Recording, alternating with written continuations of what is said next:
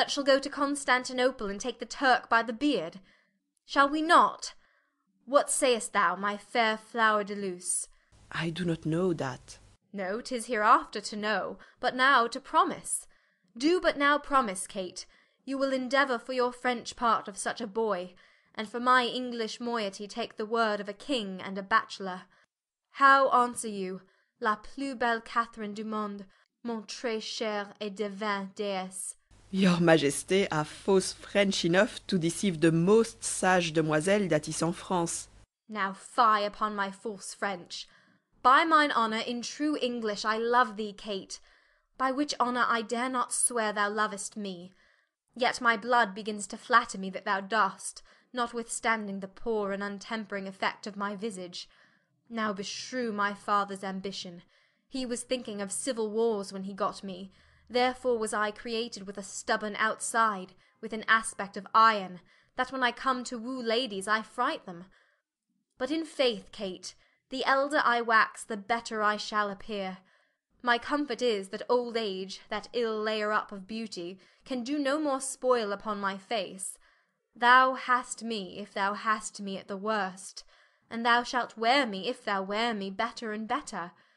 And therefore tell me, most fair Catherine, will you have me? Put off your maiden blushes, avouch the thoughts of your heart with the looks of an empress, take me by the hand, and say, Harry of England, I am thine. Which word thou shalt no sooner bless mine ear withal, but I will tell thee aloud, England is thine, Ireland is thine, France is thine, and Harry Plantagenet is thine. Who though I speak it before his face, if he be not fellow with the best king, thou shalt find the best king of good fellows. Come, your answer in broken music, for thy voice is music, and thy English broken. Therefore, queen of all, Catherine, break thy mind to me in broken English. Wilt thou have me? That is as it shall please the roi mon père. Nay, it will please him well, Kate. It shall please him, Kate. Then it shall also content me. Upon that I kiss your hand, and I call you my queen. Laissez, monseigneur, laissez, laissez.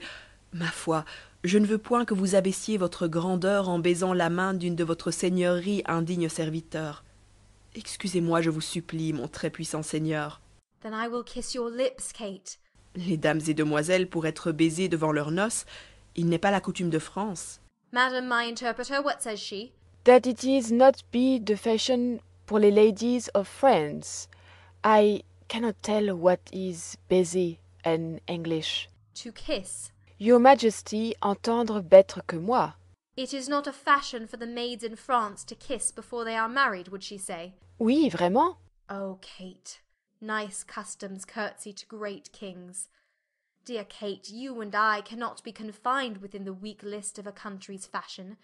We are the makers of manners, Kate, and the liberty that follows our places stops the mouth of all fine faults, as I will do yours, for upholding the nice fashion of your country and denying me a kiss, therefore patiently and yielding. Kissing her. You have witchcraft in your lips, Kate. There is more eloquence in a sugar touch of them than in the tongues of the French council, and they should sooner persuade Harry of England than a general petition of monarchs. Here comes your father.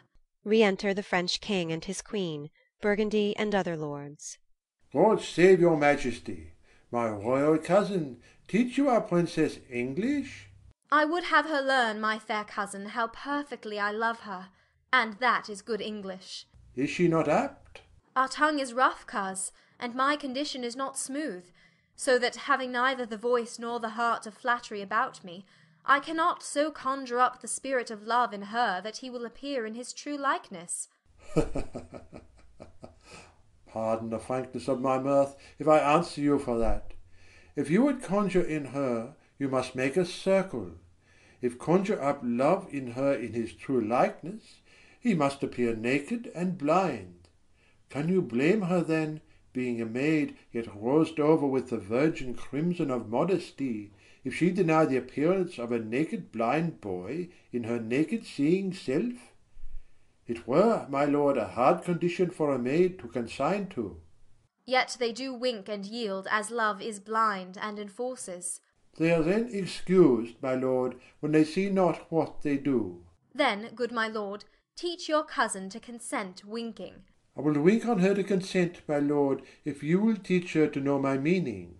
For maids, well summered and warm kept, are like flies at Bartholomew tide, blind, though they have their eyes, and then they will endure handling which before would not abide looking on. This moral tides me over to time and a hot summer, and so I shall catch the fly, your cousin, in the latter end, and she must be blind too. As love is, my lord, before it loves. It is so, and you may, some of you, thank love for my blindness, who cannot see many a fair French city for one fair French maid that stands in my way. Yes, my lord, you see them perspectively. The city's turned into a maid, for they are all girdled with maiden walls that war hath ne'er entered. Shall Kate be my wife? So please you? I am content. So the maiden cities you talk of may wait on her. So the maid that stood in the way for my wish shall show me the way to my will. We have consented to all terms of reason. Is't so, my lords of England?